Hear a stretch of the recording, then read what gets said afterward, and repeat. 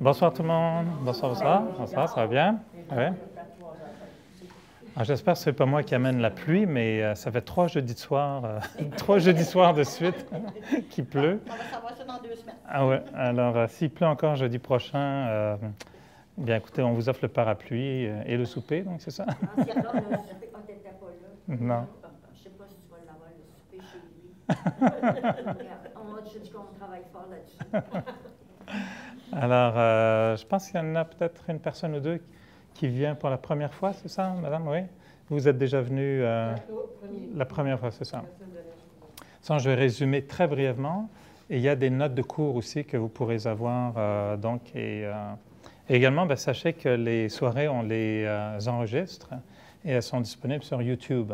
Donc, si vous faites Brahma Kumaris Montréal dans YouTube, vous allez tomber sur la page du centre de méditation et vous trouverez les classes également. Ça, vous pouvez... Avec tous mes commentaires. Ouais. Peut-être Michel nettoie un petit peu. Les vôtres, on n'entend pas très bien. Hein. Michel fait du nettoyage. Puis on vous voit juste l'aura. On capte juste votre aura, c'est tout. Ce qu'on va faire très brièvement, c'est un mini résumé des 2 premières leçons. Après, on va faire une petite méditation, puis après, j'embarquerai sur le 3e. Et vous aviez un devoir à faire pour la semaine. Alors, on va mettre à l'épreuve vos connaissances et votre apprentissage. Méditation étant très simplement l'art de penser ou réapprendre à penser, prendre conscience des pensées. On parle beaucoup un petit peu de la façon de comprendre les pensées, donc les caractéristiques des pensées. Donc, ça vous en souvenez, premier cours, on parlait de la vitesse, la profondeur, la direction et les qualités des pensées.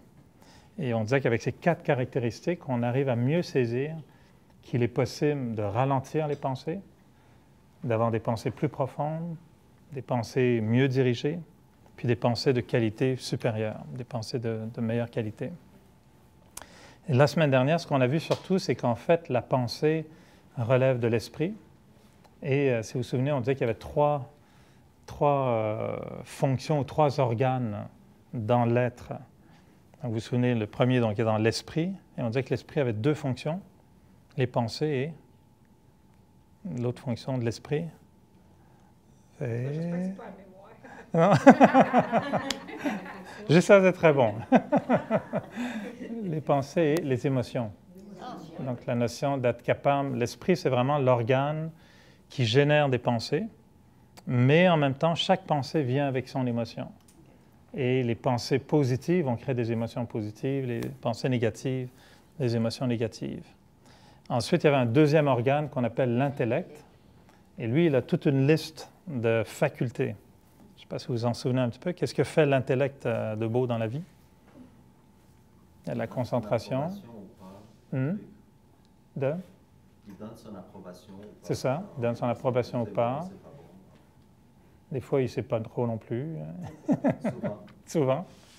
Donc, il y a une question de discernement, jugement, concentration, mémoire, ça c'est l'intellect, connaissance, l'intelligence, l'intuition, la volonté. C'est un organe très, très important. Et on a souvent mélangé l'intellect avec le cerveau et l'esprit avec le cœur, ou les émotions avec le cœur. Physiquement, ce n'est pas ça du tout. Le cerveau et le cœur sont des organes physiques, mais l'intellect est un organe spirituel, ce n'est pas un organe physique. Et ça qui est intéressant, c'est que l'intellect a beaucoup de facultés dont on a besoin évidemment au quotidien. Et il y avait un 3e organe qu'on appelle personnalité. Mais sur la feuille, il y avait un autre mot.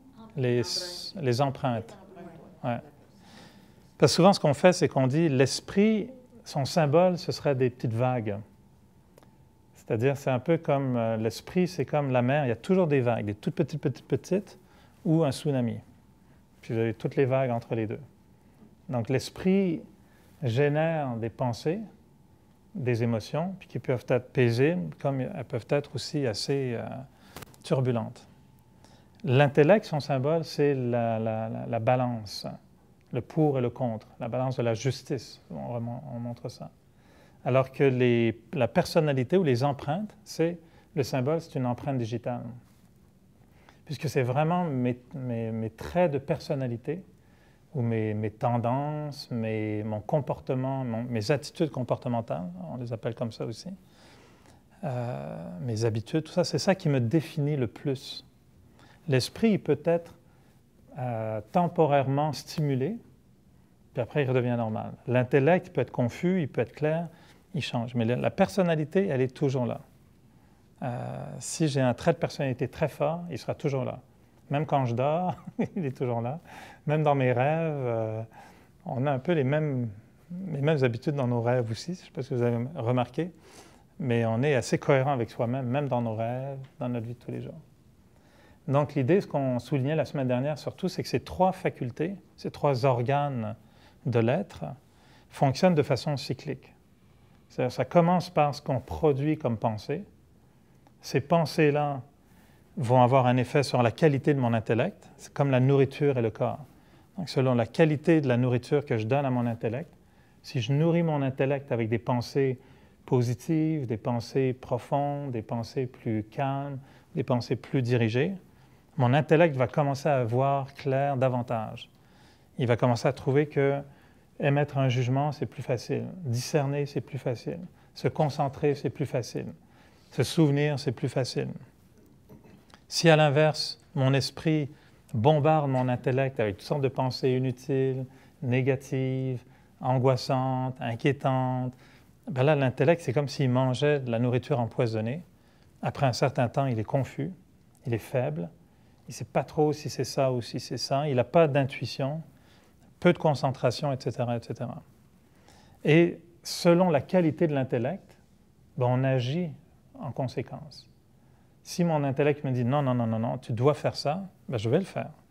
Si mon intellect dit je ne sais pas, fais dans ce que tu veux, ben on fait ce qu'on veut. Et puis là, on développe des mauvaises habitudes. La qualité de notre interaction avec les autres dépend de notre conscience. Si, par exemple, on est conscient qu'une personne est malade, ben on va être plus gentil, non? Parce qu'on est conscient que la personne est malade. Donc, on a tendance à avoir un peu d'empathie quand même. Si on est conscient que la personne abuse de moi, ben je vais être peut-être agressif. Donc, on ajuste notre comportement en fonction de notre conscience. Mais si mon intellect n'est pas conscient de quelque chose, il va me faire agir de la mauvaise façon. Et à ce moment-là, ma personnalité augmente. C'est-à-dire, si j'ai tendance à me mettre en colère souvent, pourquoi on se met en colère?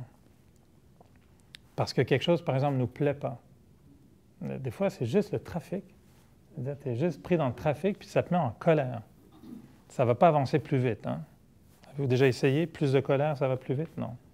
En général, c'est pire, ça peut même créer des accidents. Mais la colère est une réaction. Donc, on voit juste le limiter. Je suis en retard, il y a des bouchons, je ne suis pas de bonne humeur, je me mets en colère. Le problème, même si vous êtes tout seul dans votre voiture et que vous faites de mal à personne, on est en train de renforcer ce trait de personnalité qui est la colère. Donc, c'est comme si on nourrissait la colère. La colère va générer des pensées ensuite. Il est donc bien nul, puis pourquoi il n'avance pas, puis c'est le feu est vert, puis on s'énerve. Ces pensées-là, étant négatives, affaiblissent encore plus mon intellect, et alors que mon intellect devrait dire « Hey, calme-toi, tu n'as pas besoin de t'énerver, tu ne peux pas sauter par-dessus les voitures, relax, mets de la petite musique douce, pense à la beauté du monde et aux papillons, puis tout va bien aller. » Mais là, il n'est pas capable de penser ça, l'intellect, parce qu'il est alimenté par des pensées négatives. Stress, je suis en retard, etc. Et donc, il devient encore plus en colère, parce que c'est le cercle vicieux. Donc, c'est un peu ça qu'on a vu les 2 premières leçons, c'est juste le mécanisme de l'être. Ça va? J'aime bien quand ça disait empreinte, parce que comment ça l'expliquait, c'est que chaque chose qu'on fait ou habitude, ça laisse des traces. Exactement, ouais. Puis, ça le décrit vraiment bien. Ouais, c'est pour ça qu'on utilise ce mot, c'est vraiment une empreinte. C'est la marque qu'on laisse dans l'être. Est-ce que c'est un peu comme l'ADN spirituel? Oui, on dit souvent que d'ailleurs, les traits de personnalité, c'est notre ADN spirituel. C'est ça qui nous définit le mieux. On peut dire, bon, dis-moi ce à quoi tu penses, je te dirai qui tu es, mais pas vraiment. Parce que des fois, on triche avec nos pensées. Mais si je vois la personnalité de quelqu'un, c'est ça l'ADN, c'est ça ce qui définit une personne. Est-ce qu'on peut assimiler la conscience et l'intellect? On ne peut pas les assimiler, mais ça fait partie. C'est un effet. La conscience est une faculté de l'intellect, au même titre que l'intelligence, la volonté, l'intuition. C'est que l'intellect, c'est un moteur très, très, très puissant qui a beaucoup de tâches à accomplir, comme le cerveau. Le cerveau fait énormément dans le fonctionnement physique. Il gère énormément de trucs, le cerveau. L'intellect, c'est pareil, c'est le gros moteur, puis c'est là qu'on va avancer un petit peu en méditation, c'est l'intellect le plus important des trois. Il n'y a que l'intellect qui peut décider, qui va contrôler les autres. Et c'est l'intellect qu'on va devoir activer pour que notre intellect ait la force de volonté, de concentration, de jugement, de discernement. Et quand ça va augmenter, tout le reste va devenir facile. Si j'ai une grande force de volonté, je peux changer mes actions. Si je n'ai pas de volonté, on sait très bien ce que ça donne. Vous avez beau vous dire, bon, demain matin, je me lève très tôt, bonne chance si vous n'êtes pas habitué. Ou ce soir, je me couche tôt, bonne chance si vous n'êtes pas habitué. L'empreinte, le trait de personnalité va prendre le dessus. Avant d'aller plus loin, je voulais juste savoir si par hasard, un esprit malin aurait trouvé une quatrième fonction, parce que je vous avais lancé un défi. Comme me disait Georges, je n'ai pas sorti mes livres de recettes, étant assez confiant en moi, mais je pense que j'aurais peut-être dû. Mais la question était à savoir, est-ce qu'il y a autre chose, selon vous, en nous, qui ne serait pas ni l'esprit, ni l'intellect, ni les empreintes? Avez-vous trouvé quelque chose? Oui, je suis bien content. Non, mais ça me ferait plaisir de vous avoir tous à souper à la maison. On va y aller pareil. Possible. OK, là, je suis vraiment dans le pétrin. C'est enregistré en plus. On va aller sur YouTube. On va aller sur YouTube. Non, mais ça, ils vont enlever la première partie, parce que c'est le petit cours de révision, c'était dans les deux premières. Non? L'instinct, ça fait partie des traits de personnalité. C'est nos empreintes. Alors, ce qu'on définit comme l'instinct, mais c'est vraiment intéressant parce que c'est un mot que je n'ai pas utilisé. L'instinct, c'est quoi? C'est quelque chose qui nous vient comme naturellement. C'est comme si c'était un trait de personnalité commun à toute une espèce. C'est un peu ça qu'on appelle l'instinct. Tous les êtres humains vont avoir à peu près un ensemble de traits de personnalité semblables. La volonté de se regrouper, la tendance d'être en famille, l'entraide. Ça, c'est plein de traits de personnalité assez habituels chez les êtres humains. D'autres animaux, et personne ne me pose la question non plus, mais il y a des animaux qui, eux, vont avoir des comportements très spécifiques à leur espèce. L'être humain a des comportements spécifiques à son espèce. Et ça devient souvent un instinct. Mais ce que c'est simplement exactement un trait de personnalité, une empreinte, une habitude.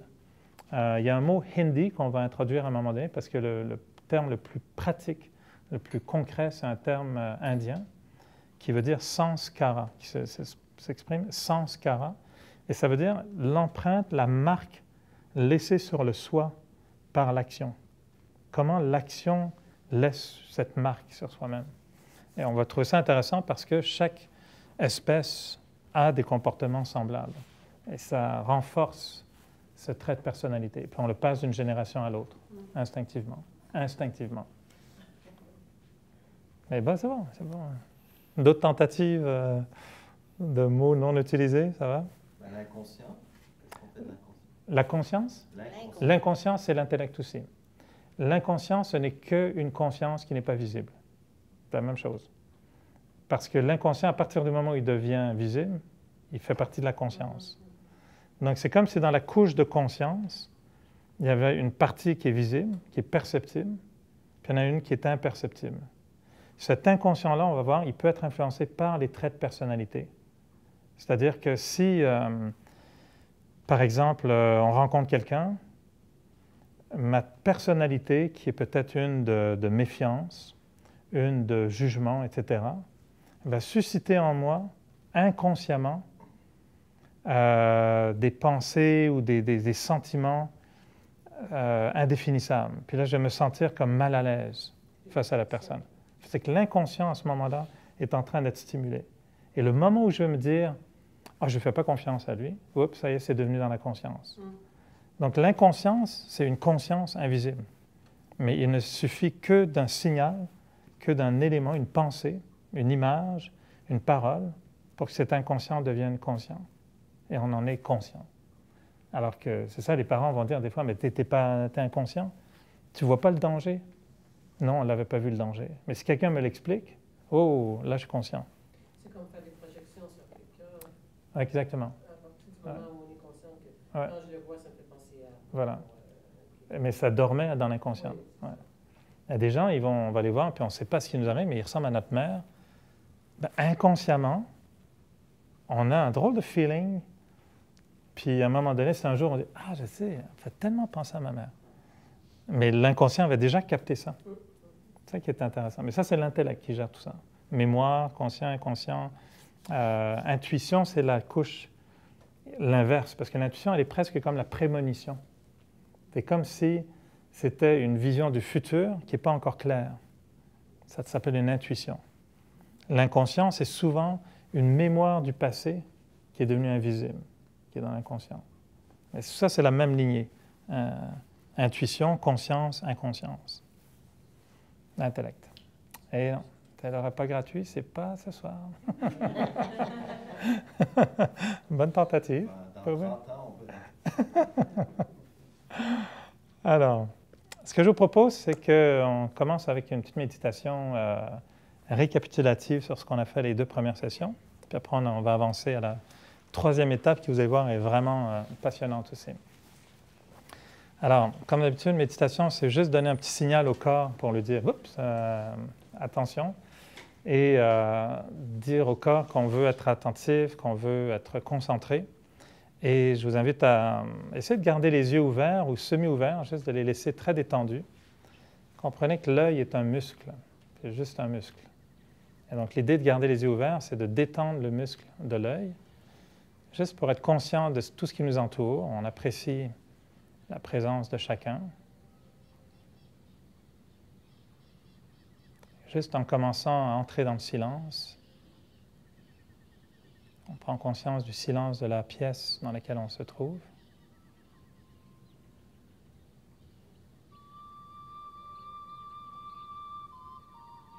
On commence à ralentir nos pensées, très simplement. Et on choisit de concentrer nos pensées sur la paix de l'esprit.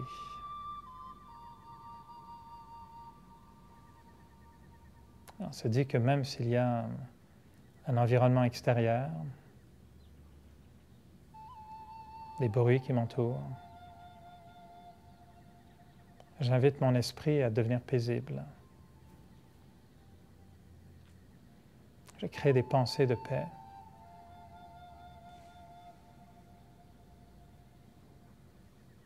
Et je me dis que la paix, c'est simplement une énergie que j'ai en moi.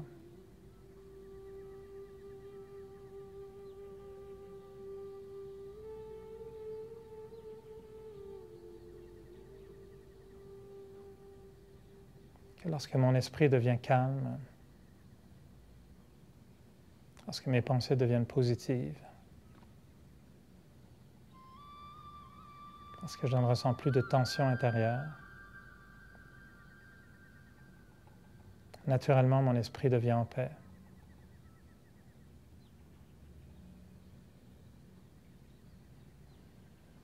Et un esprit en paix devient un esprit bienveillant.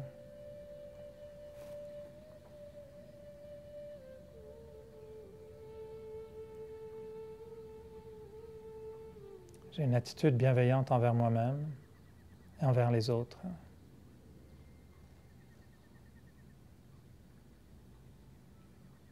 Je cherche seulement à me faire du bien, à me remplir de bien, à exprimer le bien en moi.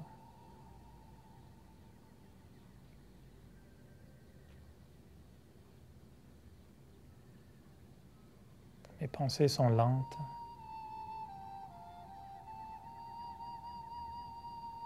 calme.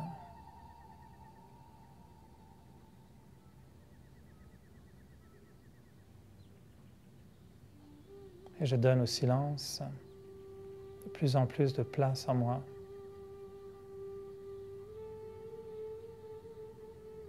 Je m'abandonne dans le silence.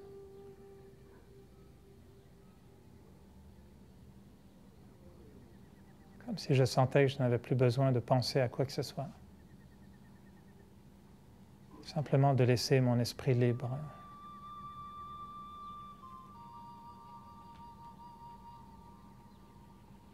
J'essaie de créer seulement quelques pensées très simples.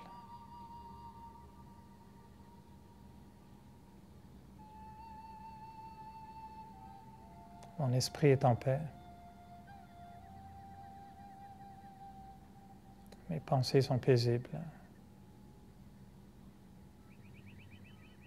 Et je me remplis de silence.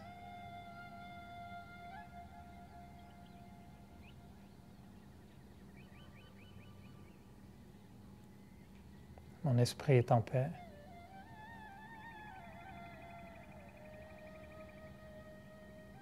Mes pensées sont paisibles.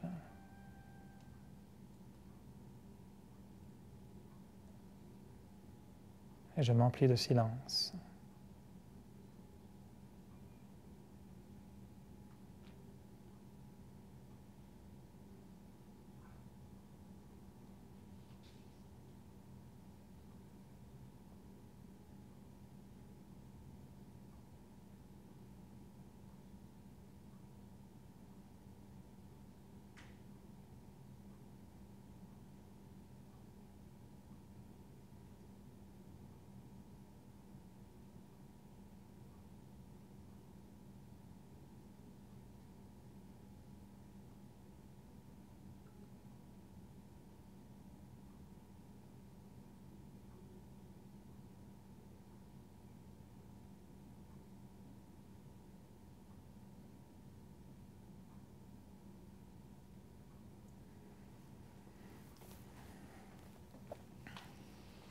Alors, est-ce que vous commencez à sentir que l'esprit, on peut commencer à jouer avec un petit peu, ou qu'on peut retrouver une certaine, où ça part encore, j'imagine, dans pas mal de directions?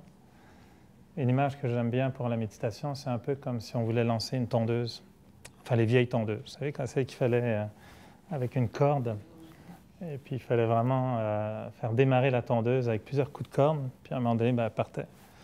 Méditer, c'est un peu ça au début, il faut faire ça. Il faut lancer l'esprit, il faut le faire rouler d'une certaine façon. Puis une fois qu'on arrive à, je ne sais pas si vous ressentez ça, mais juste avec 5 minutes, comme on vient de faire, même si oui, l'esprit va encore un peu partout, puis oui, vous n'avez pas encore vu le nirvana, puis il n'y a pas 3 anges qui sont venus vous saluer avec de la lumière et une voix magnifique qui vous dit, voilà, you are the one, tu sais. Même si c'est... Après combien de séances? Après combien de séances? Quelques-unes encore, oui. Puis quelques repas même. Alors même si on n'est pas encore dans... Puis je vous rassure, il n'y aura pas de grandes révélations comme ça. Ce qu'on ressent au départ, surtout, c'est, sans s'en rendre compte, le fait d'être plus calme. Le fait d'apprendre à reconnaître, ne serait-ce que son corps arrête de bouger. Je remarque qu'il y a des gens, les premières fois, quand ils s'assoient en méditation, ils sont comme ça. Ils bougent, ils sont là, ils bougent. Tu sens que même le corps n'arrive pas à arrêter. Et souvent, le premier effet, même tout simple, c'est qu'on remarque qu'une personne, après quelques sessions, elle arrive à finalement ne plus bouger. Et c'est juste ce calme physique. Pour certaines personnes, c'est déjà énorme. Et il y a un calme qui s'établit, petit à petit, physique, mental. Puis même si l'esprit est encore un peu à gauche, à droite, au moins il commence à se calmer, il y a moins de tension.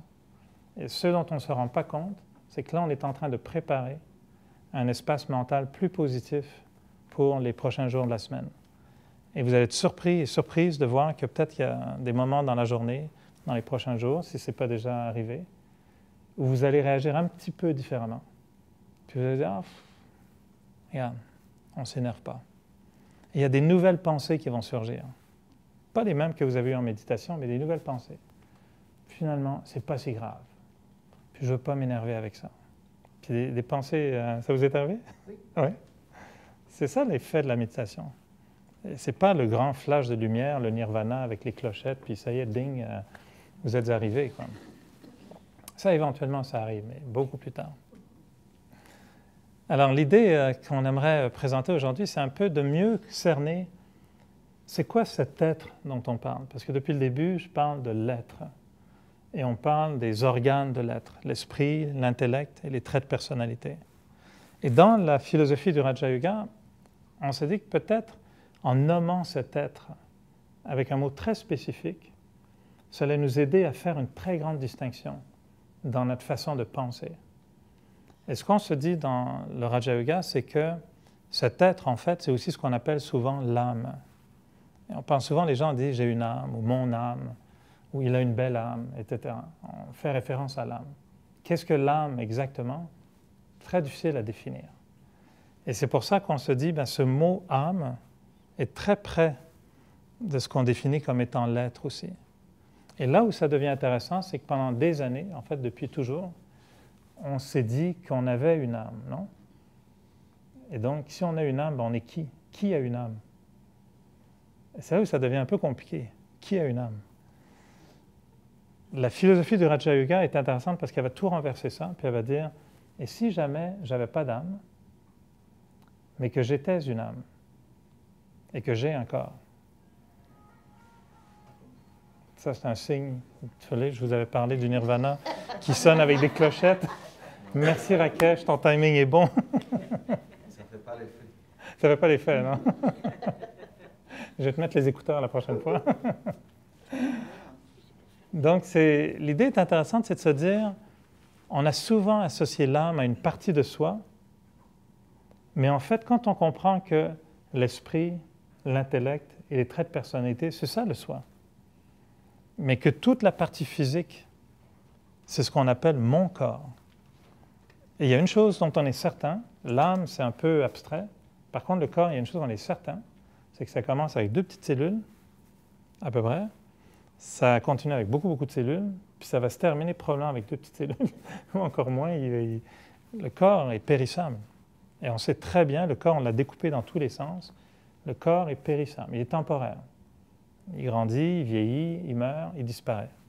Mais l'âme, c'est un mystère, on ne sait pas. Personne ne peut prouver que l'âme existait avant le corps et que l'âme existera ou pas après le corps. Il n'y a pas de preuve. Ça devient des croyances. L'idée, c'est de se dire, moi, comment est-ce que je me définis? Parce que la grande question existentielle de toutes les philosophies et de tous les temps, c'est la même question. Qui suis-je? Et quand on dit je suis heureux, je suis en retard, j'ai faim, sans s'en rendre compte, on a toujours utilisé un mot je, mais si on demande à quelqu'un de se définir, c'est qui ce je, ça devient un mystère. C'est quand même particulier, non? Alors, les seules références qu'on va avoir, c'est, on va donner son nom, son âge, sa nationalité, sa profession, son sexe. À la limite, on va commencer à décrire sa personnalité. Puis on va dire, c'est ça que je suis. Mais ça s'arrête où? Ça commence comment? C'est quoi le « je » ? Et là où la spiritualité devient intéressante, c'est qu'elle se dit, si on donnait priorité à définir le « je » comme étant avant tout ce qu'on observe en nous, qui est cette faculté de penser, de ressentir, cet intellect qui a un pouvoir incroyable, qui nous définit, et ce trait de personnalité qui devient en fait très visible aussi dans mon comportement. Et de se dire, c'est ça le « je », c'est ça l'être. Et donc dans le Raja Yoga, quand on va chercher des pensées nouvelles qui vont bouleverser ma façon de penser pour aller chercher une meilleure conscience et une transformation de mon comportement, c'est là où on va se dire, si on pensait à l'envers, se dire « je suis une âme et j'ai un corps », bien là on va se dire « essayons pendant quelques temps ce genre de pensée pour voir qu'est-ce qui va se passer ». Et là où le Raja Yoga devient intéressant dans l'analyse de la pensée, c'est qu'on se dit toutes nos pensées identitaires ont été pendant très très très longtemps, et elles le sont encore, très attachées à notre aspect physique. Et peut-être qu'on a négligé la dimension spirituelle de l'être. Par exemple, on va tous dire « je suis fatigué, j'ai faim, je commence à être vieux ». Non? On dit tout ça quand on commence à prendre de l'âge. Elle est jeune, il est jeune. On définit très vite les gens par des qualificatifs physiques. À la blague, on dit souvent, même quand on est né, maintenant on connaît le sexe de l'enfant avant, mais à l'époque, quand on y pense, il n'y a pas si longtemps que ça, la naissance, la première pensée qu'on nous collait à l'esprit, en fait, à la peau, c'était garçon ou fille. C'était pas, c'est une belle âme ou pas une belle âme? Non, c'était garçon ou fille.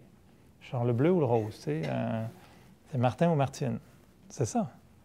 Puis après, toute notre jeunesse, la chose qu'on nous a fait répéter le plus souvent, c'était « t'as quel âge ?» Combien de fois on l'a dit ça? 2, 3, puis on a répété. Puis après, plus tard, c'est quand tu es un peu basané, tu viens d'où? Moi, c'est la question qu'on m'a posée à peu près toute ma vie. Surtout l'été, quand je suis très, très basané, c'est vraiment « mais tu viens d'où? » L'hiver, c'est juste « tu viens d'où? » Mais l'été, quand c'est très, très foncé, c'est vraiment « tu viens d'où? » Physique. Hein? Après, quand tu grandis, il est donc bien grand. Ah, il y a 4 ans, il est grand pour son âge. Oui, mais c'est ça que les gens voient. Oui. L'âme, On ne la voit pas. Pourquoi? Parce qu'on n'a pas appris à la voir.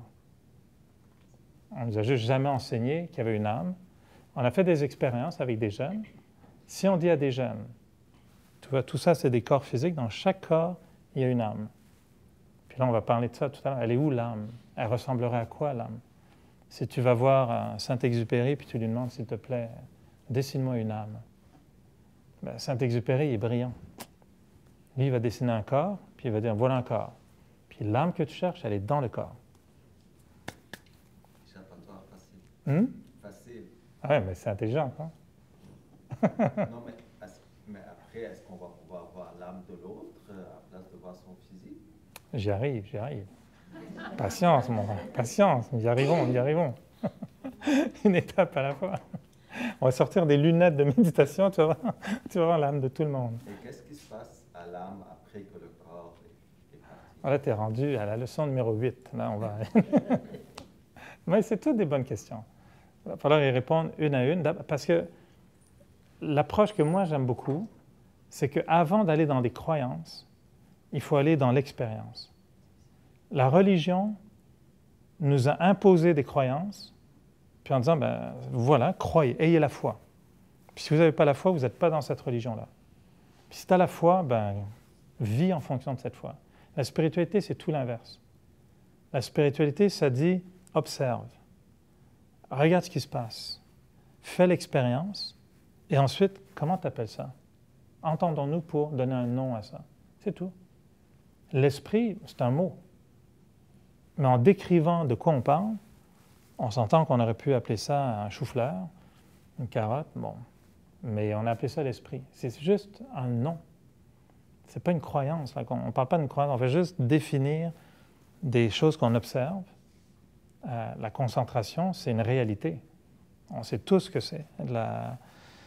La mémoire, l'intelligence, ce sont des facultés réelles, ce n'est pas des croyances. Sauf qu'on dit, bon, mettez ces facultés, ça c'est l'intellect, ces facultés, c'est l'esprit, ces facultés-là, c'est ma personnalité. Et le défi était volontaire la semaine dernière de vous dire, il n'y a rien d'autre.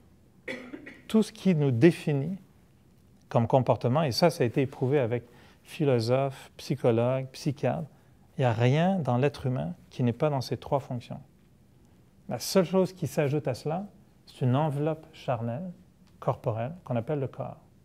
Et la magie de l'être humain, c'est d'être un être dans un humain, c'est tout. C'est ce qu'on appelait l'être humain. L'humain, c'est ça. L'être, c'est l'invisible. Mais il est reconnaissable. Il est invisible, mais on peut l'entendre. L'esprit, vous ne pouvez pas le voir, mais vous pouvez l'entendre. Les pensées, elles sont vraies. On les entend dans notre tête. Notre personnalité, elle est visible. Mais elle est invisible aussi. Donc, l'âme, elle est invisible. Pourquoi? Parce qu'elle n'est pas matérielle. Le corps est matériel. Et ce qu'on observe, c'est qu'en fait, si on devait trouver un lieu où placer l'âme dans le corps, vous la metteriez où? Les genoux? Hein? À côté du cœur. À côté du cœur? À côté du cœur. Oui. Oui. Oui, Partout. Mon arme est là. Partout. Je suis pas là. Elle, là. Je dirais plus dans le peut-être ventre. dans notre pensée. Dans le ventre, OK. Non, j'ai l'image ici. Dans le cou. Bon, ben ça bouge, hein, les âmes Et dans la pensée. dans la pensée. L'idée qu'on essaye de... Mais encore une fois, là, je comprends, et là, on passe juste dans la catégorie peut-être croyance. Dans le Raja Yoga, on définit l'âme comme étant, en fait, imaginez vouloir conduire une voiture. Vous allez vous asseoir où? Il y en a qui préfèrent s'asseoir, ceux qui se sont mis là, c'est plutôt vous êtes mis dans la place du passager en espérant que le conducteur, vas-y, vous donnez votre adresse. Ça s'appelle un taxi. Ah, c'est bien, mais vous rentrez dans le corps d'un autre. Là. Et si on s'assoit dans une voiture pour la conduire, il y a juste un siège qui est fait pour ça. Et ce siège-là, il est fait pour ça, parce que tous les appareils, toutes les manettes sont placés en fonction de ce siège de conducteur. Et dans notre raisonnement, le corps physique, eh bien, il a un lieu dans lequel l'âme peut prendre le contrôle de tout ce corps-là, et ce ne sera pas dans le cœur, ça va être dans le cerveau. Parce que là où l'âme doit connecter avec le corps, qu'est-ce qui fait que je peux avoir une pensée de me dire, tiens, j'allais prendre un verre d'eau, on se lève, on va prendre un verre d'eau.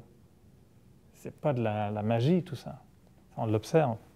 Il y a une pensée, hop, il y a une action. Et pour que ça devienne une action, il faut que ça passe par le cerveau. C'est le cerveau, et ça c'est scientifique, qui génère les impulsions. C'est magnifique. La science a été très, très, très, très loin. On sait exactement comment la motricité d'un corps fonctionne. On sait exactement d'où ça vient. C'est des signaux, exactement comme les ordinateurs. Hein. Les ordinateurs, on me dit toujours, c'est des 0 et des 1. Ça, je n'ai jamais compris comment avec des 0 et des 1, on faisait des pages web, puis des YouTube, puis le concert symphonique de New York sur ton écran avec des 1 et des 0. Ça, c'est trop compliqué pour moi. Mais le corps, c'est pareil. C'est de l'énergie qui est transformée et qui s'exprime par la magie du corps physique. C'est exceptionnel. Puis quand on y pense, le corps physique est vraiment hallucinant. Moi, je me suis toujours amusé à... Tu regardes tes ongles, tu dis, pourquoi on a des ongles? Puis qui poussent, des cheveux. C'est fabuleux, le corps. Mais tout est là pour une raison. Il n'y a rien qui est laissé au hasard. Alors, dans notre pratique spirituelle, on se dit, l'âme, le meilleur endroit pour l'âme, c'est au centre du front. Et pourquoi ça pourrait être important? Parce que quand on va se dire « je suis une âme », bien, c'est intéressant de se situer, de sentir qu'il y a quelque chose là. Et toutes les religions, d'ailleurs, ont traduit cet instinct ou cette conscience un peu inconsciente par un phénomène ou un autre. Les hindous, les bouddhistes, ils ont tous dessiné un point au centre du front. La chrétienté a dessiné une aura, une espèce d'auréole. Pas autour du cœur, mais autour de la tête. Il y a toujours eu un signe comme quoi il y avait quelque chose qui se passe ici. Si vous y pensez, vos pensées, ça ferait bizarre d'imaginer qu'on pense là. Non? Naturellement, le bon sens, je dirais, nous met plus vers ici. Et de cette espèce de centre de contrôle, au centre du cerveau, l'âme peut faire connecter ou communiquer l'invisible, l'immatériel, le spirituel avec le physique.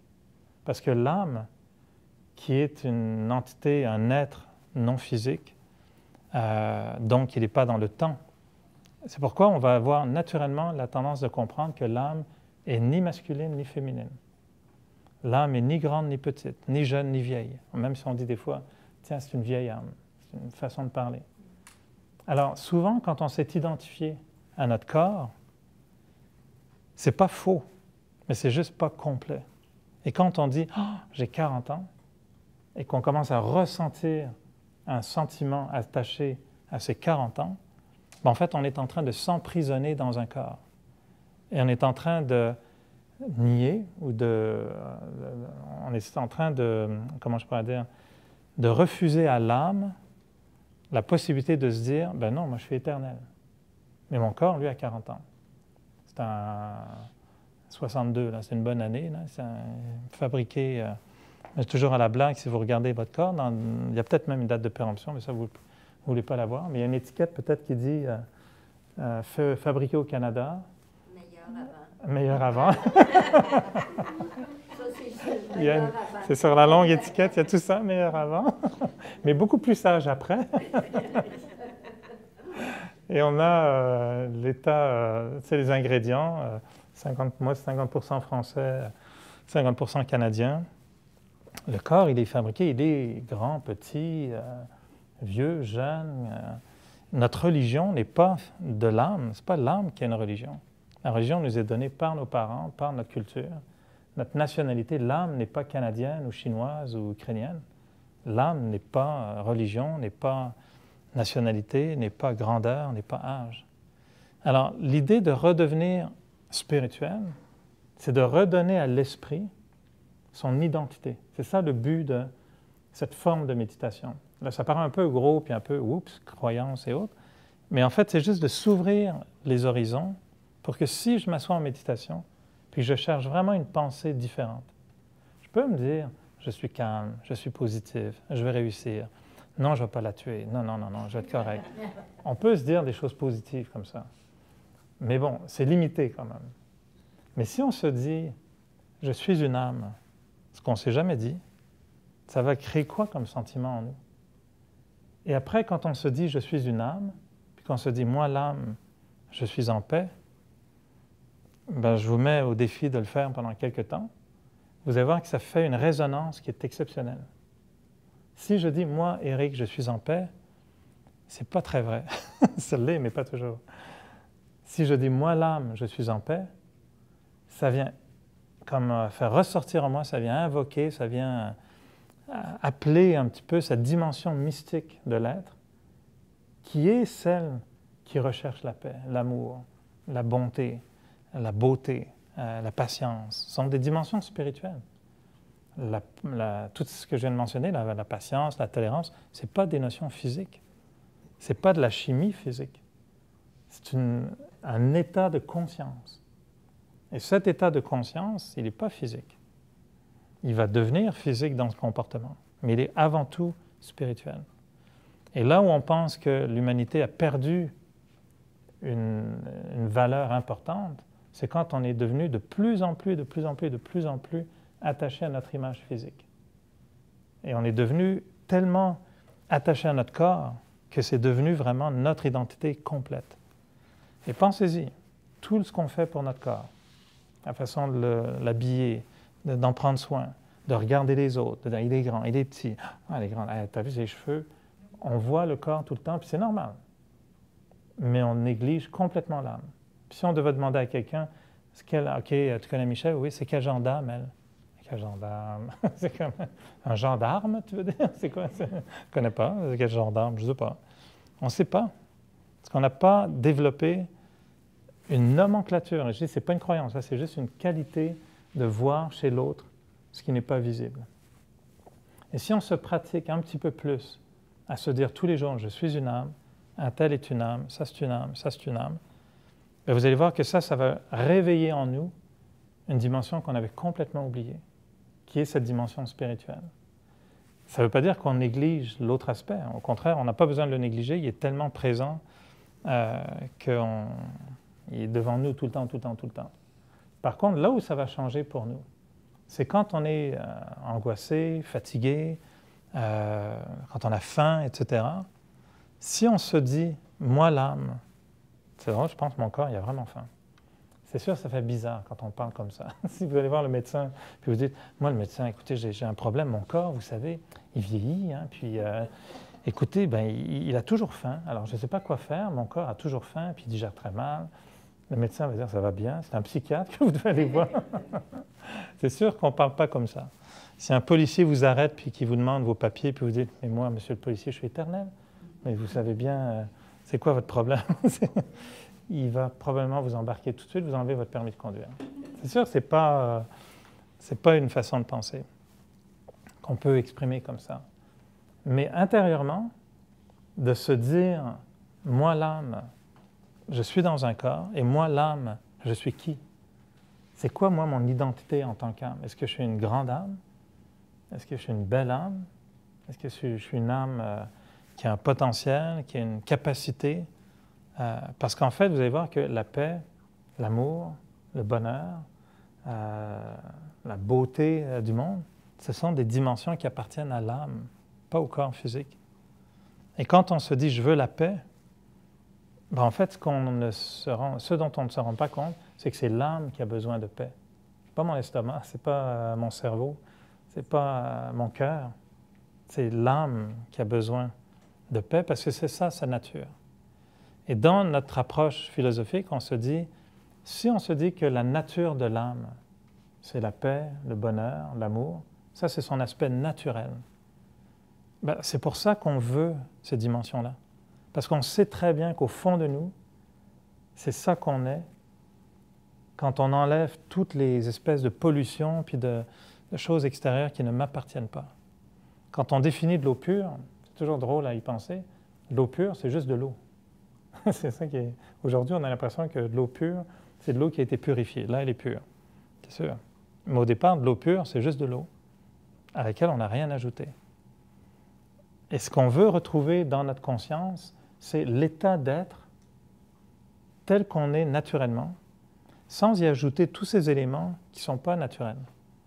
Et le fait de m'être répété pendant des années, j'ai tel âge, je suis de tel poids, je suis de telle religion, tout ce que ça a créé, c'est des divisions, des jugements, des guerres identitaires. T'es Québécois, moi je suis Canadien-Anglais, hop, division.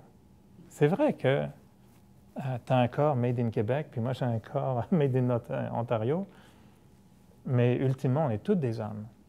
Si on se voyait tous sur Terre comme des âmes, puis qu'on relativisait un petit peu le fait qu'un tel vient de tel pays, l'autre de tel pays, que toi tu es de telle religion, ou moi de telle religion, peut-être qu'on arriverait mieux à s'entendre.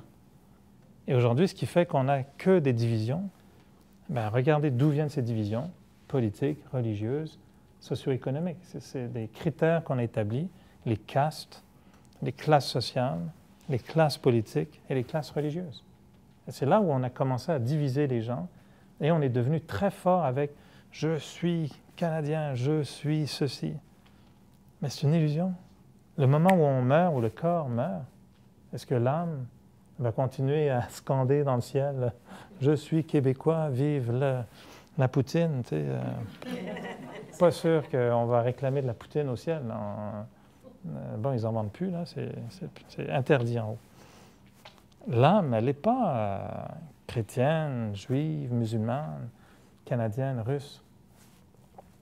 Possiblement. Et on dit toujours dans le Raja Yoga, on n'affirme pas avoir la vérité absolue. La seule chose qu'on essaye de faire, je reviens à mon point de départ de méditation, je suis ce que je pense. Et si je ne change pas mes pensées, je vais continuer exactement d'être ce que je suis aujourd'hui. Et là où on a trouvé une façon intéressante de bousculer un petit peu notre façon de penser, c'est de renverser complètement l'équation et de se dire, je ne suis pas juste Éric et j'ai une âme, mais je suis une âme. Et en ce moment, j'ai un corps, on l'a appelé Éric, c'est pas mal, et je joue mon rôle. Là, je suis juste en train de jouer mon rôle. Et si on extrapole encore plus pour s'amuser un petit peu avec ça, je dis bien s'amuser, parce qu'on veut juste provoquer des nouvelles consciences, imaginez qu'on dise, ben en fait, on est tous des extraterrestres. Parce qu'on soit... Ça expliquerait bien des choses. Mais dans le sens où l'âme, elle est dans ce corps, elle est de passage. Avez-vous la moindre idée d'où vous venez, où est-ce que vous en allez? Je vous mets au défi de me prouver qu'on sait exactement ça. Donc, on est juste de passage. Et on joue un jeu, on est très sérieux, on est super accroché à tout ce qui nous arrive, alors qu'on sait très bien que le moment où on va quitter le corps, c'est d'ailleurs l'expression qu'on utilise souvent, il a quitté le corps. Ça, c'est intéressant. Ah oui, il a quitté le corps. Il est allé où? Et c'est qui a quitté le corps? Mais instinctivement, on utilise cette expression. Il a quitté le corps, elle a quitté le corps. Ah ouais? Et la notion d'âme a toujours été très attirante pour tout le monde. On aime l'idée qu'il y ait une âme. C'est dur si on se disait que les êtres humains n'ont pas d'âme. C'est une insulte. Quand tu dis à quelqu'un « tu n'as pas d'âme », ou de lui dire « tu n'as pas de cœur », en général, c'est plutôt une insulte. Alors, instinctivement, on sait qu'il y a une dimension qui nous échappe. Mais parce qu'on ne l'a pas vue, on n'a pas pris le temps de la ressentir, elle est devenue une croyance, elle est devenue une possibilité, une invisibilité. Alors, le but de cette méditation va être juste de rééquilibrer. Et quand on parlait au début de dire il y a 4 types de pensées, des pensées positives, pensées négatives, pensées fonctionnelles et des pensées inutiles. Mais dans la catégorie des pensées positives, oui, il y a des pensées basées sur des valeurs. Je suis généreux, je suis patient, je suis... Ça, c'est des pensées positives. Mais au-delà de ça, il y a ce qu'on appelle la pensée spirituelle. Et c'est quand on arrive à se dire « je suis un être spirituel », je suis un être de lumière, je suis un être de paix, ben là, on est comme à un autre niveau de conscience. Et ça va générer... Si on dit... Moi, je n'ai jamais vu quelqu'un qui me dise « écoute, j'ai essayé ton truc, là, je me répète pendant la méditation, je suis une âme, je suis une âme. » Puis ça m'a stressé complètement. Impossible. Avez-vous déjà regardé les étoiles puis trouvé ça stressant? Non. En général, regarder les étoiles, c'est pas stressant. Pourquoi? Le fait que c'est immense, j'aime ça, je vais me faire avaler. Ça me... Je sais pas. En les regardant toutes. Voyons, Ouais. Regardez-en juste une. Regardez-en juste une. C'est sûr qu'on est moins habitué peut-être à cette dimension. Ouais. Mais généralement, quand je vois les gens, là j'étais dans la campagne le week-end dernier, puis quand on sort de Montréal, c'est ce qui est surprenant, là tu arrives dans la campagne, puis wow, tu regardes le ciel, puis c'est tellement beau, il y a tellement d'étoiles, c'est magnifique. Mais prenez un lever de soleil, ou ce que je veux dire, c'est quand on regarde la nature, c'est pas stressant. Tu regardes une fleur, tu trouves ça stressant? Non, pourquoi? Tu regardes un petit bébé, ben oui, c'est en train de tomber, c'est stressant, mais si petit bébé qui te sourit, qui est naissant, c'est pas stressant. La nature, ce qui est pur. Et nous, les âmes, c'est ça qui nous attire. C'est ça qu'on recherche. Mais en ayant oublié qu'on est une âme, ben on a perdu un petit peu le contact avec ça. Donc l'idée de trouver des pensées positives, mais qui soient un plus spirituelles, ce qu'on a remarqué, c'est qu'en se disant des choses à un niveau spirituel, je suis une âme, moi l'âme, je veux redevenir en paix. Moi l'âme, je veux m'emplir d'amour. Moi l'âme, je veux redevenir patiente. Moi l'âme, je veux être capable de donner aux autres le bonheur, générer du bonheur. Juste cette petite différence dans la façon de dire les choses va invoquer en nous une dimension spirituelle qui est beaucoup plus puissante. Prenez l'exemple ridicule, extrême, inverse. Si vous disiez, je ne sais pas, moi le singe, je suis vraiment énervé, ben on dit à la blague, répétez-vous pendant 3 mois, je suis un singe, je suis un singe, je suis un singe. Vous allez finir par en manger des bananes, c'est sûr, sûr, sûr. Vous allez finir par sauter un peu partout. C'est sûr, c'est du conditionnement. Et on est très conscient de ça. Mais si je me dis je suis une âme, ben, qu'est-ce qu'on est en train d'éveiller en nous? C'est cette dimension qui est juste au-dessus de la dimension, je dirais, juste mondaine, celle d'être métro, boulot, dodo. Il faut juste s'élever un petit peu de ça. Et c'est là où on pense que dans cette méditation, on va aller chercher des pensées un peu plus, qu'il y a plus d'amplitude, il y aura plus de force dans ces pensées. Vous allez voir, ça fait une grosse différence quand on commence à jouer avec ça. Puis juste au lieu de se dire « je suis paisible », des fois de dire « moi l'âme, je suis paisible ». Et l'invitation qu'on fait, c'est de dire aux gens, ben, OK, c'est peut-être nouveau, prenez le temps d'essayer. C'est la seule façon qu'on peut expérimenter, il faut faire l'essai. Essayez pendant quelques temps de dire, OK, je veux juste essayer ça. Répétez, voir les choses en tant qu'âme et observer les changements qui vont s'opérer en vous. Et c'est là où ça devient fascinant. Parce que ces espèces d'identités qui nous définissent tellement, on va se rendre compte qu'elles deviennent importantes, mais elles ne deviennent pas prioritaires. Et ce qui devient prioritaire, c'est moi, l'être, comment je me sens.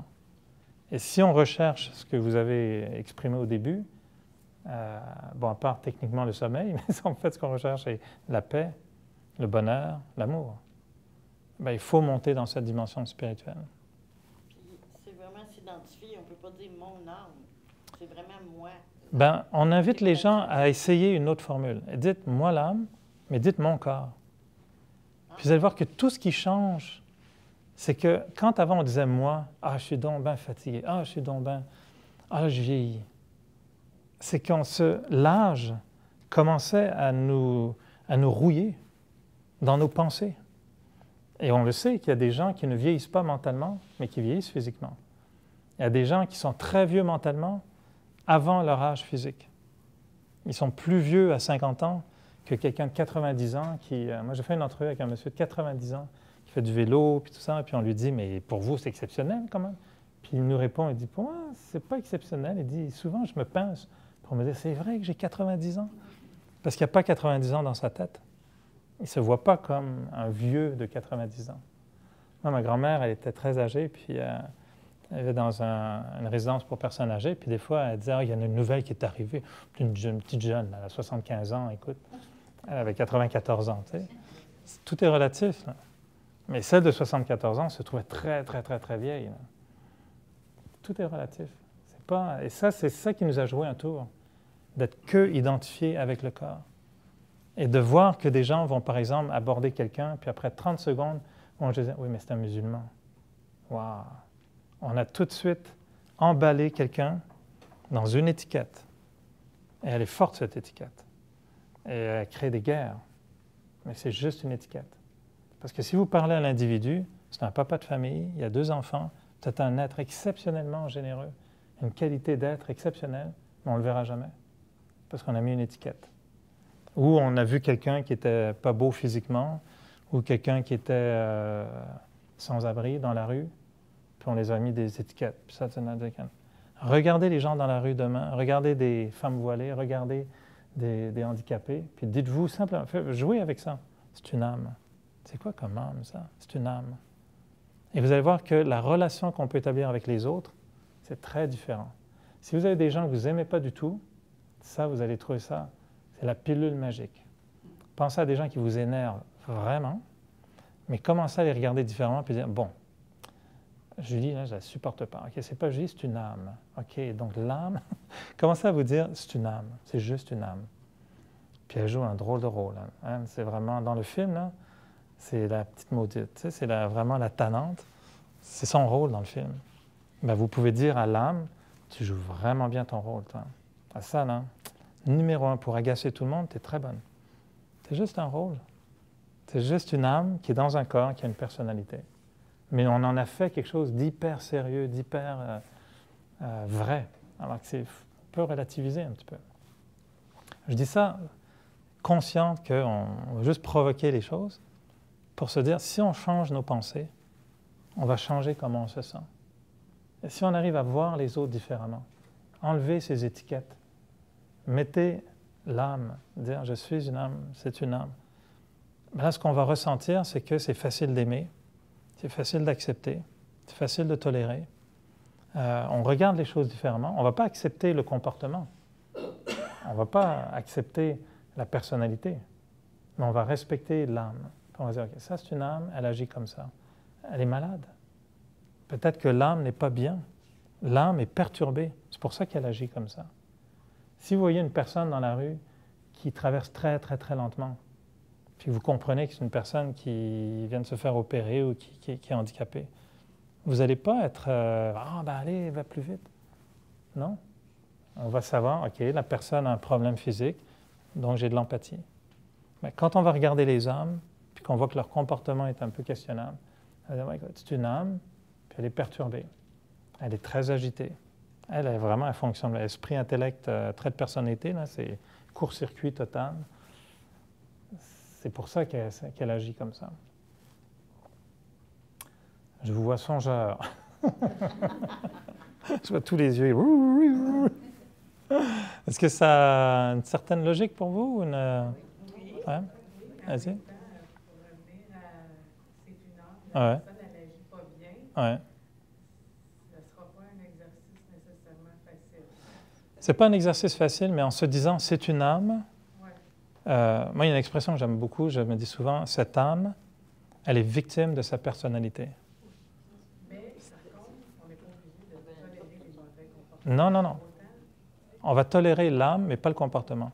C'est-à-dire que le comportement de l'autre, s'il est négatif, ce à quoi je dois faire appel, c'est mon respect de soi.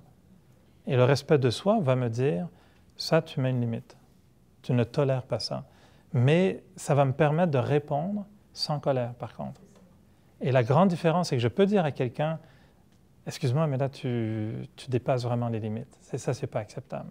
Je t'aime beaucoup, je veux bien te respecter, mais ça, pour moi, c'est pas acceptable. Donc, je suis obligé de mettre un terme à ce moment, ou à cet entretien, ou à cette relation, whatever. Mais on peut le faire avec amour.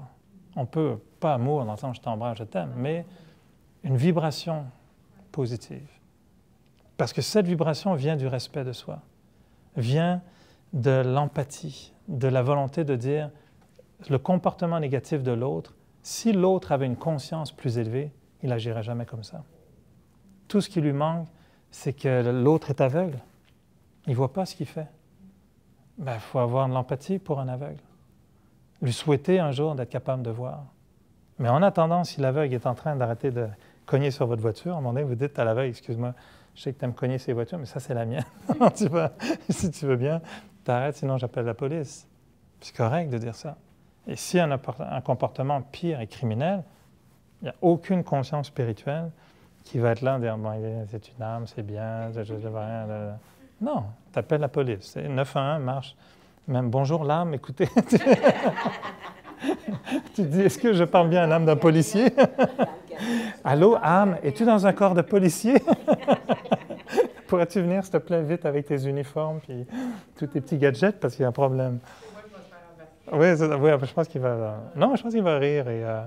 Mais vous voyez, ce que je veux dire, c'est tout est géré par les valeurs universelles, naturelles.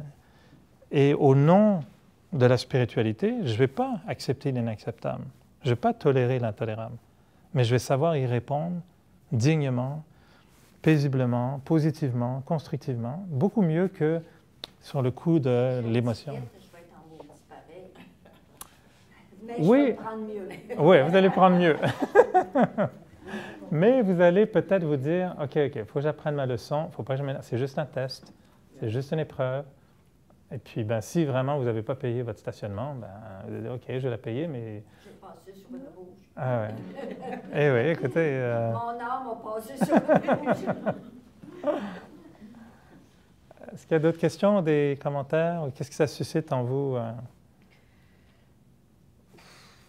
suscite plein d'affaires. C'est un peu comme quand on dit à quelqu'un, c'est pas toi que j'aime pas, c'est ce que tu as fait. C'est ce qu'on dit aussi, oui. Ça, c'est pour essayer de relativiser le comportement de l'autre.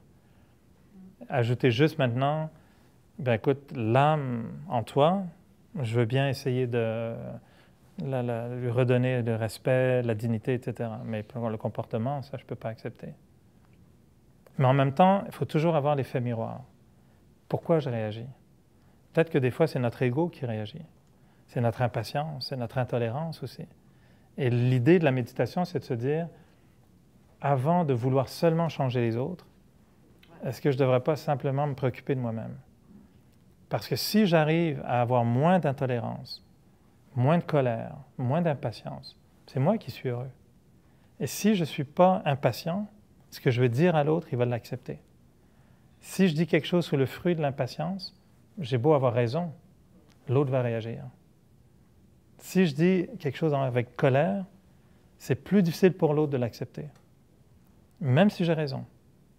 Si je dis quelque chose paisiblement, moi, mon expérience, je vous assure, c'était vraiment celle-là, c'est que quand je me comporte avec beaucoup plus de maîtrise, de patience, de tolérance, les autres ont un immense respect pour moi. Énorme, je vous assure. C'est vraiment, même quand quelqu'un dit quelque chose de mal, des faux au travail, ils sortent, oh, excuse-moi Eric. J'ai toujours envie de leur dire, hey, je ne suis pas un curé, là, ça va un petit peu.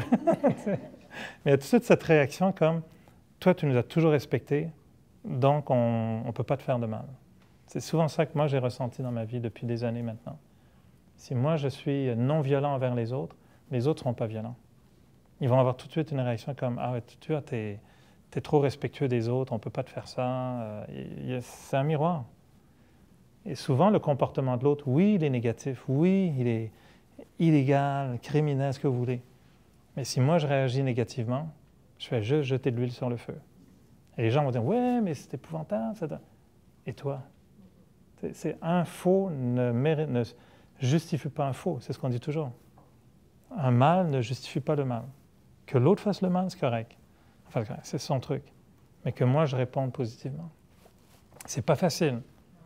Mais si je pratique l'idée, moi, je suis une âme. Et moi, l'âme, je veux vraiment redevenir bien, là. Je veux redevenir ce que je suis naturellement. Parce que l'âme, c'est comme si je vous apprenais.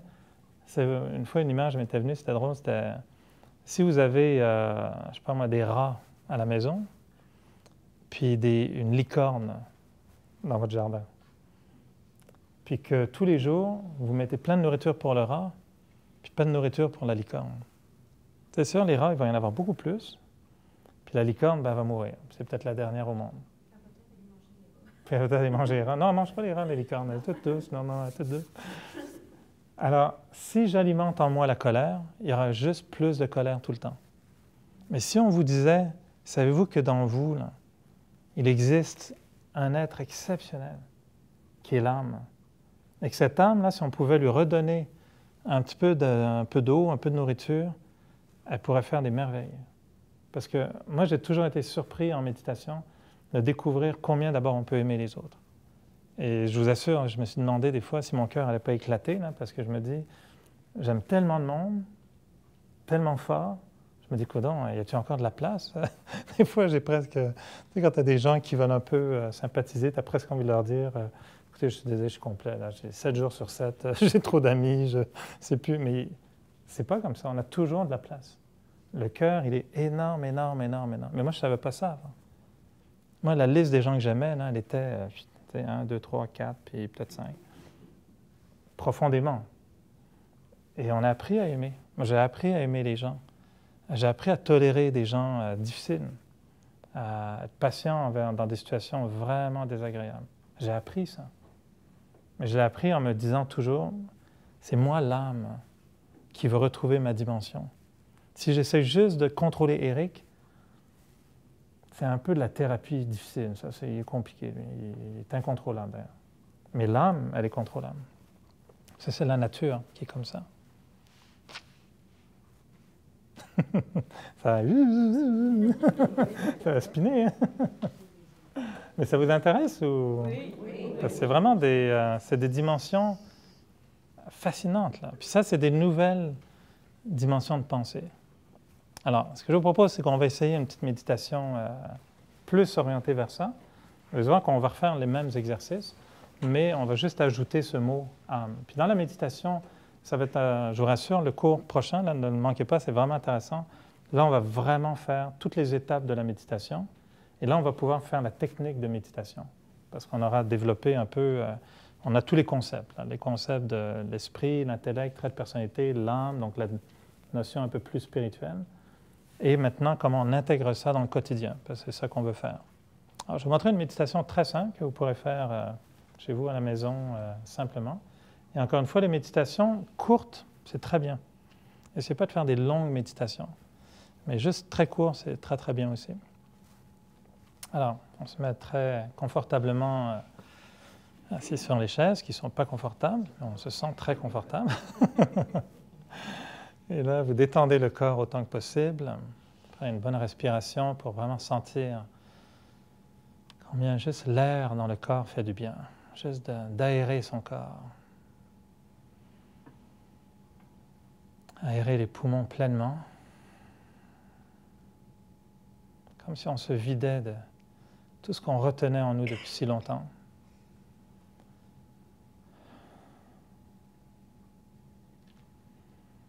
Maintenant, on va faire la même chose avec l'esprit. Comme si on allait prendre des grandes pensées bénéfiques, positives.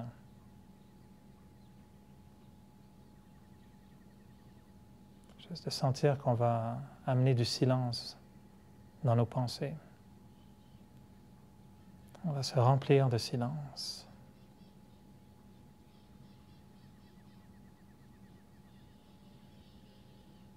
Comme si mes pensées devenaient aussi calmes que des vagues très très paisibles.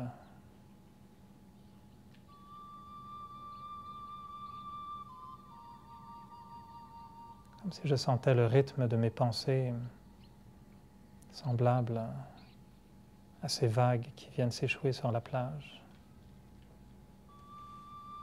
Une pensée à la fois, une vague à la fois.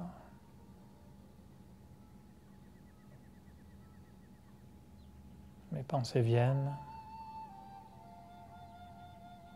et mes pensées repartent.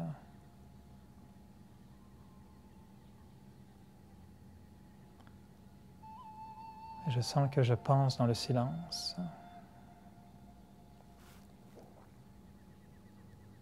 Je laisse le silence prendre sa place entre deux pensées.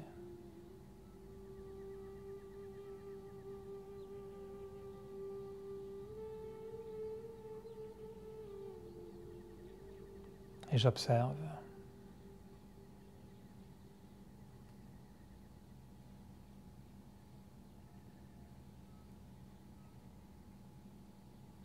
Je peux me voir comme je suis, avec mon corps physique. Je peux voir toute ma vie devant moi, où je suis né, voir mes parents, ma jeunesse,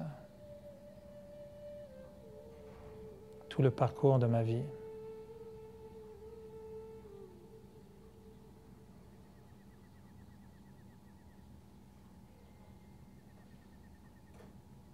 Je connais mon nom, je connais mon âge.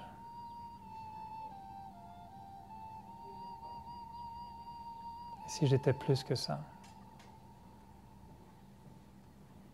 Et s'il y avait en moi une dimension plus grande?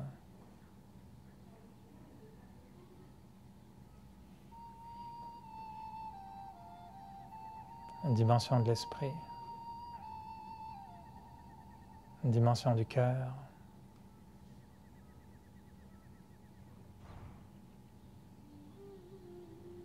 Pendant très longtemps, j'ai considéré que j'avais une âme.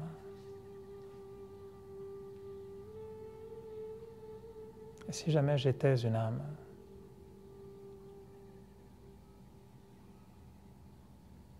Si jamais je n'étais qu'un être non physique, un être invisible, et pourtant tellement présent.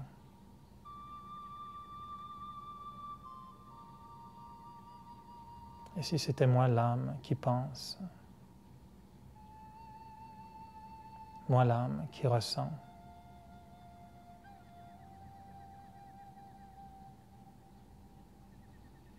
que la personnalité ne soit pas la personnalité du corps, mais de l'âme.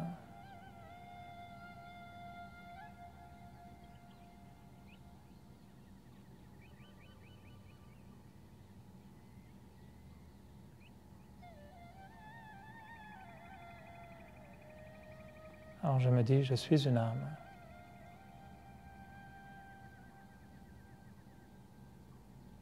Un être spirituel.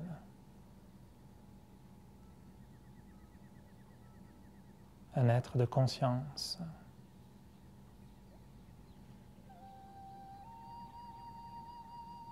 Et que c'est moi l'âme qui possède la vie. C'est moi l'âme qui suis l'être vivant dans un corps physique.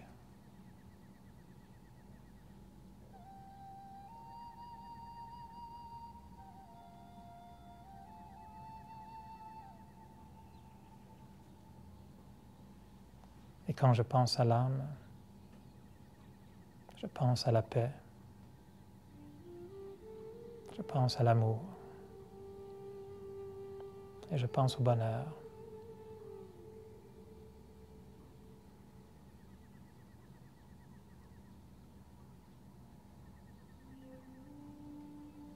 Et je sens que moi, l'âme, je peux facilement m'emplir de paix, d'amour et de bonheur.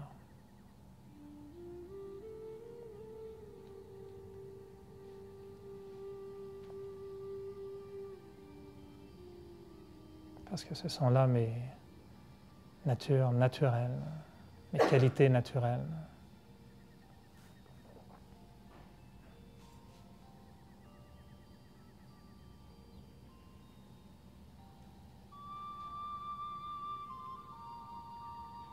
Je laisse le silence prendre toute la place.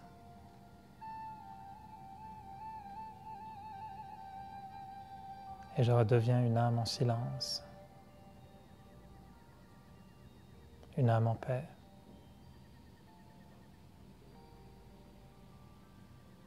Et je ressens cette vibration d'amour et cette vibration de bonheur, tout simplement.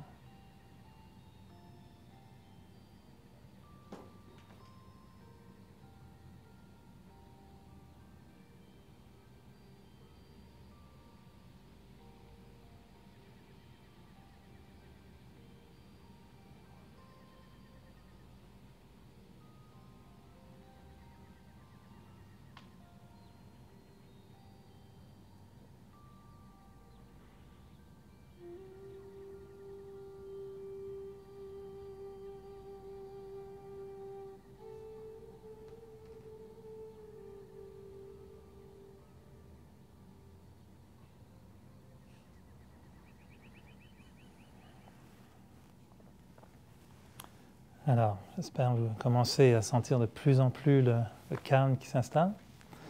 Ce que je vous invite à essayer, peut-être juste au cours de la semaine jusqu'à jeudi prochain, c'est juste de vous donner peut-être, si possible, tous les jours, ou sinon au moins tous les 2 jours, pour pas juste vous dire, bon, c'est le temps, là, vous êtes dans un cours de méditation, alors autant essayer d'y mettre le plus possible. Puis si vous essayez peut-être tous les jours, juste de faire 5 minutes, 5-10 minutes, s'il y en a qui veulent, il y a des commentaires de méditation, vous pouvez, dans les résumés, il y a des pensées suggérées, vous pouvez les lire aussi. Et juste pendant 5 minutes, de juste vous dire, pas trop compliqué les pensées, mais juste de vous dire, en simplifiant les pensées, en ayant quelques pensées paisibles, utilisez cette idée, je suis une âme. Moi l'âme, je suis paisible. Moi l'âme, je suis amour. Moi l'âme, je suis la paix. Moi l'âme, je suis lumière. Juste des affirmations comme ça pour jouer avec cette idée. Puis de voir qu'est-ce qui va commencer à naître en vous. Un petit sourire? C'est fou, là. C'est sérieux ce qu'on fait, là. Oui. Puis tu disais, moi l'âme, puis là, je voyais Shrek avec moi l'âne. Il faut bien le prononcer. Pourquoi on fait des petites comme ça? Parce qu'on a un esprit, coquin et avec plein d'images. Mais souvent, on dit d'ailleurs on blague souvent là-dessus qu'il faut changer d'une conscience d'âne en conscience d'âme. Parce qu'on a été longtemps un peu plus comme un âne, un peu têtu dans ses façons d'être. Mais essayez ça pendant toute la semaine, de juste quelques fois le matin. Surtout le matin, c'est vraiment un très bon moment quand vous vous levez. On suggère aux gens, levez-vous s'il faut juste 5 minutes plus tôt.